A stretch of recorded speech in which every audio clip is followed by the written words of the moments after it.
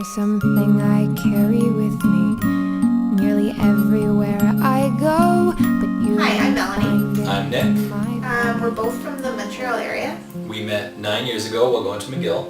And we got married 3 years ago in Montreal, and we currently live in Boston. So I'm Jewish, and I grew up in a Jewish household.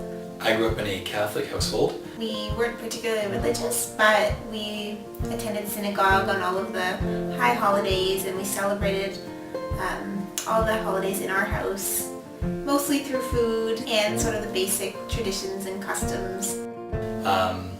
Going to church most Sunday mornings with my family. Going to church on holidays as well too, especially Easter, and we'd always go to midnight mass for Christmas Eve. As my brother and I grew a little bit older and got more involved in soccer, which was also on Sunday mornings, church started to kind of fade away and become less and less frequent. So my family had always married within the Jewish faith, and so obviously when I brought Nick home for the first time, there was some anxiety there. But really quickly, my parents realized how awesome he was, and they embraced him into our family. I think the best example is Mel's first Christmas with my family. We were all sitting around getting ready for bed, and my mom was talking about how sad she was that it had been such a long time we'd gone to midnight mass, and Mel was the one that really encouraged everyone to go. And I remember my mom being so excited. So ever since we've been married, we've tried to kind of preserve both of our religious or cultural beliefs and traditions by sort of melding them together and also celebrating them separately.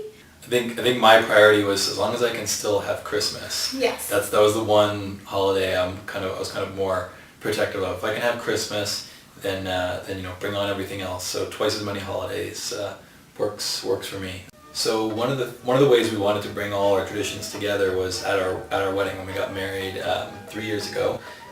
3, right? Yeah, Okay, good job. Good. And so we live in Boston right now, and we found a rabbi that came up to Montreal, and basically he performed a sort of part traditional Jewish ceremony under a huppah. The huppah, which Nick's father actually made himself.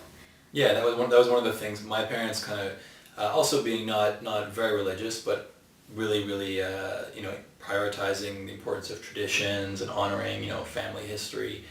They really wanted to contribute something, particularly to Melanie's side of the tradition.